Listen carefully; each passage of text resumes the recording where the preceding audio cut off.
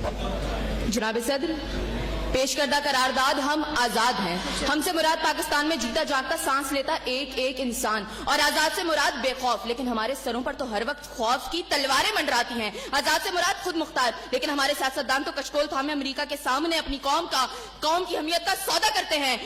आजाद से मुराद किसी के ताबे ना होना, लेकिन हम तो आज भी उन्हीं जागीरदारों, उन्हीं वडेरों, उन्हीं लुटेरों, उन्हीं जाबिर, उन्हीं जालिम, उन्हीं बेहिस और बेबस हुक्मरानों के ताबे हैं। तो मंतकी एतबार से एक करारदाद अभी और इसी वक्त मुस्तरद होती है। अगर ऐवान में बैठा कोई एक नौजवान भी खड़े होकर ये कह दे कि हाँ, जितनी आजादी हमें मिली है इतनी ही काफी है, तो मैं अभी और इसी के वक्त यहाँ के बजाय वहां खड़ी हूँ। लेकिन जनाब सदर, हम आजाद नहीं। और ये किस आजादी की बात करते हैं जिस मुल्क में वाटर कूलर से लटकते हुए ग्लास को भी जंजीरों में जकड़ के रखा जाता हो, उसमें इंसान क्या बहुत आजाद होंगे। जनाब सदर, हम आजाद नहीं है।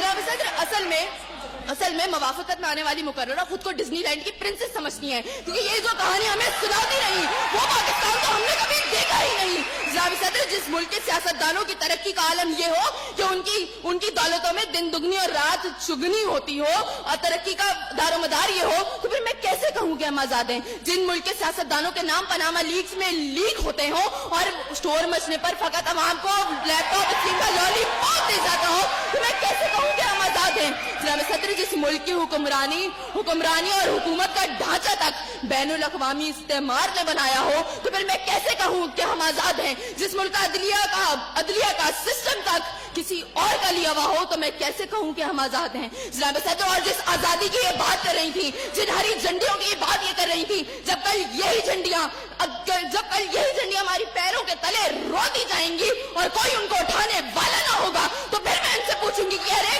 कौन सी आजादी।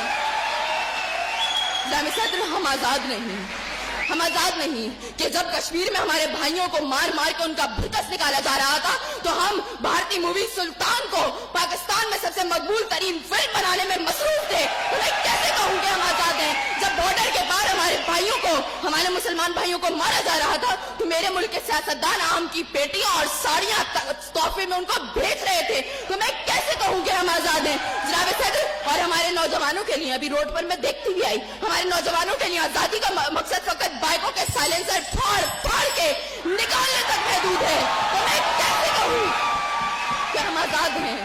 और जनाब सदर, जिस आजादी की ये बात करती है, शायद वो फकत सिर्फ दहशतगर्दों को हासिल है, क्योंकि अब उनका जग जहां जिसको दिल चाहता है मार देते हैं, और बड़ी आजादी से आकर मीडिया पर कहते हैं हाँ जिम्मेदारी कबूल। तो जवाब में हमारे सियासतदान फकत मुजम्मत करके नजर आते हैं। अरे कौन सी आजादी जिस देश में हर सिमत बर्बादी के साए हो और मुल्क के हर कोने में जुल्म और जबर के बादल छाए हो। तो मैं कैसे खुद को आजाद कहूँ जहाँ को हक कहने में जबान मेरी थर्राती है। मैं उस देश का बाकी वासी हूँ जहाँ मौत खुशी से आती है। मैं खुद हूँ आजाद।